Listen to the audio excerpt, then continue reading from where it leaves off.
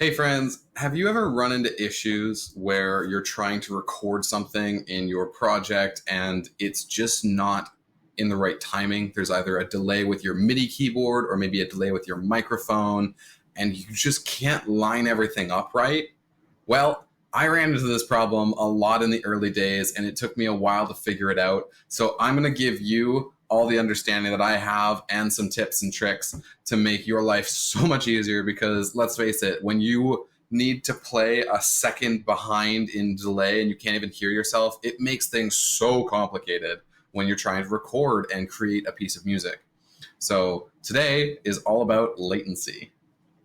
And you may know that I have a new camera, which is thanks to a good friend of mine, Michael. And we're also going to be looking at a lot of equipment that I have today, given to me by another good friend, Steve. So big shout out to those two. They're a huge part of why I'm able to do what I do with such efficiency these days. So without further ado, let's talk about that latency. So latency within a DAW happens because your computer is trying to do a lot of processing, usually for MIDI or for converting your signal into something that the computer can then read and output.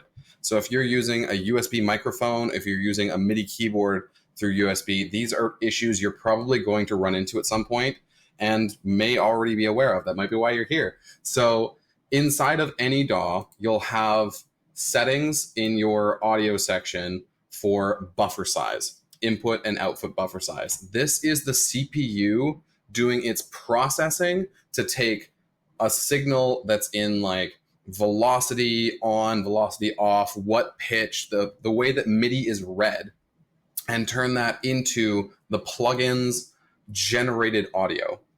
So it has to process that, and you have these buffers to kind of give the computer some time to do that, because that can't just happen like that. Our computers are not that good. Maybe one day soon, but there's a lot of kind of like chugging, like having to go along. It's in the digital realm, but you can almost think of it like gears turning, and there's a certain amount that needs to happen before you get the output that you want. So some DAWs will mostly just have this transmuted down to one. Like I don't know if Reaper has input and output sizes, but you can change these around. Keep them in a power of 2, because that's kind of how computers work. If you've ever heard of binary, that's a little aside, not too important to get into, but you don't want to put this to like 252. You want to keep it as like something that is a power of 2. So we can go in here and change this, and let me actually change the output to 128. And you see this output latency jump down to 5.8 milliseconds. So there's going to be a lot less, but if we actually take a listen, it's, oh my gosh, it's chugging along here. It's not even really, it's not doing great. Yeah.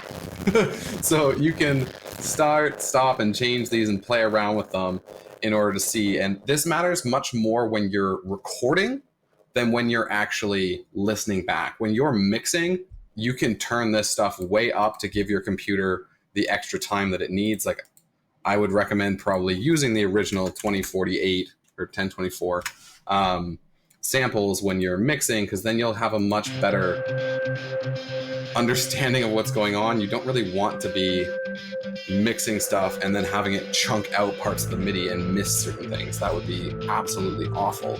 But you can see the difference even just here with computer-only settings. And when you're mixing, you can even, like, at least in Ableton, double-click and it'll reset it all the way to 4096, which is quite nice because you won't really have to worry about things going wrong when you're trying to actually mix things out.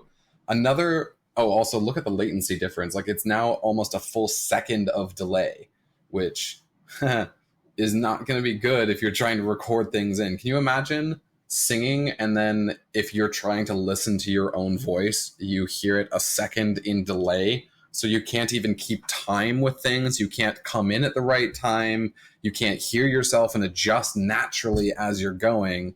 Or if you're trying to play MIDI to that, oh my gosh, it's not going to work. I've tried it. It was hell for the longest time, and I almost didn't realize that was not normal. You shouldn't have to deal with that at first. So luckily I had some friends help me out with that, but yowza. Okay, so this should be fun. if I switch from my nice setup mixer microphone here, which we'll talk about more in a little bit, into my USB microphone, watch how the input buffer size changes. Currently, we've got 5.8 milliseconds of delay.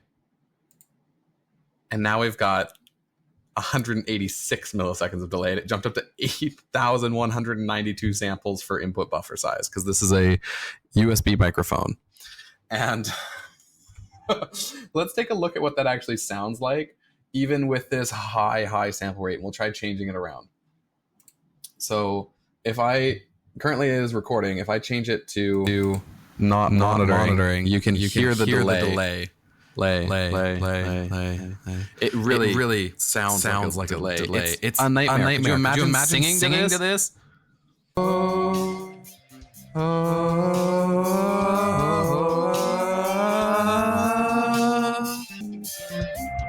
And here, let's also try fixing this manually by changing the buffer size down to, I don't know, let's try 512. This should be funny. 11 milliseconds delay on the output buffer size. We'll leave that for now just in case it changes things weirdly. So, that's actually not so bad. And then this is still adding all of our delay. And if we try to change this down, you can't even hear it. If we play with the input buffer size samples, you can hear it changing and chunking a little bit as I go through it, but afterwards it's kind of chilling. And we can put this all the way down to the bottom, but we're still getting a delay. That's because of the output buffer size here. And this, if we change it to that, even if we change it to something like this, we're still getting like a 0.5 millisecond delay. And it's untenable to sing to. How is this? Still crackly. It's like it's not good. 120. No, 1024. This is not terrible, but there's still a delay. Yeah, so that's bad. Now we're going to talk about some solutions to this, and especially when recording audio vocally, or even when recording direct input from guitars or basses. One of the most common practice is to use a mixer to interface between the sound and your computer. This allows you to also monitor that sound using headphones where you get access to directly what's happening. You don't get the delay. This kind of circumnavigates and bypasses all the computing problems because you get to listen to the audio you're recording as you're recording it and then just not listen to what's going on in your DAW. So you just get the natural sound and you can, it's just life-changing. We'll take a look at it.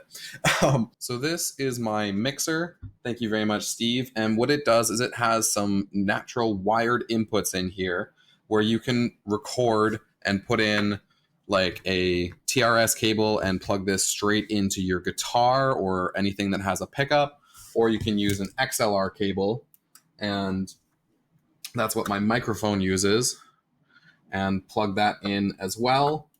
And it also has a spot for headphones where I've got these lovely Sennheiser headphones. Also, thank you, Steve.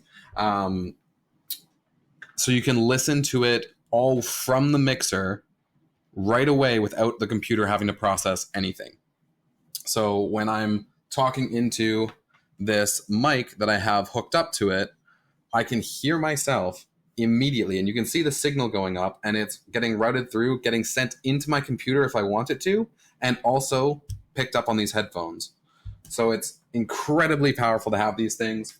They have a ton of other little play toys. You've got, like, obviously you're going to need to be able to mix levels over here, the gains to your actual microphone. I can do a whole nother video on that stuff. I spent years recording with my degree. It was super fun.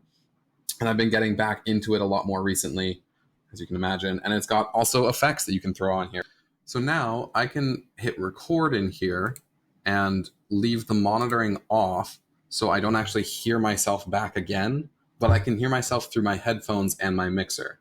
And then I can jump in at any point and start singing, and it'll line up, and I'll be able to hear myself with this, because all of my actual audio in here is getting routed into my mixer in the first place, and then I'm just singing fine. It's really cool.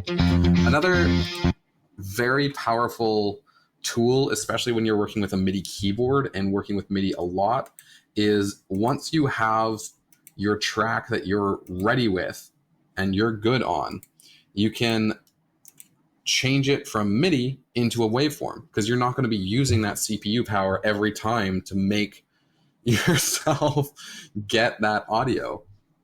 And it's pretty simple. You can just take a track or groups of tracks, highlight everything,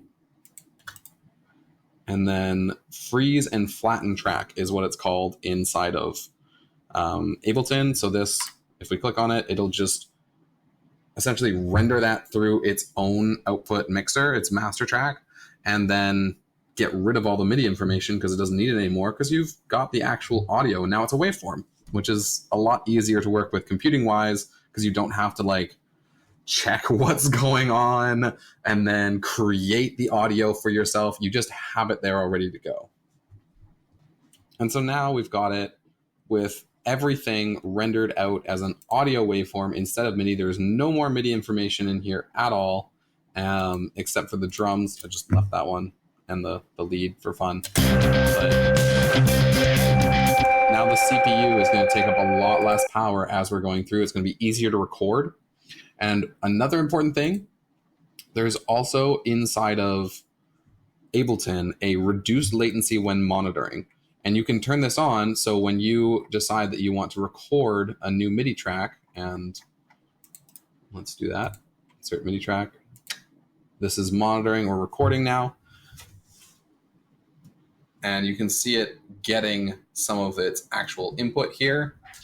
It's going to reduce the latency amount so you don't have to deal with as much delay. It might not be a perfect solution. You'll still probably have to mess with these buffer samples and the sizes of all this stuff.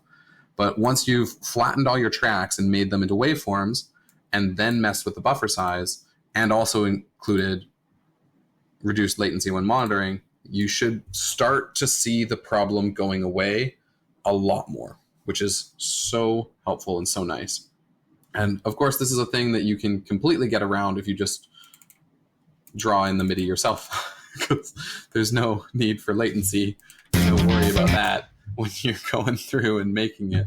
But these can be very important and powerful things that I needed to know and didn't even know that I needed to know.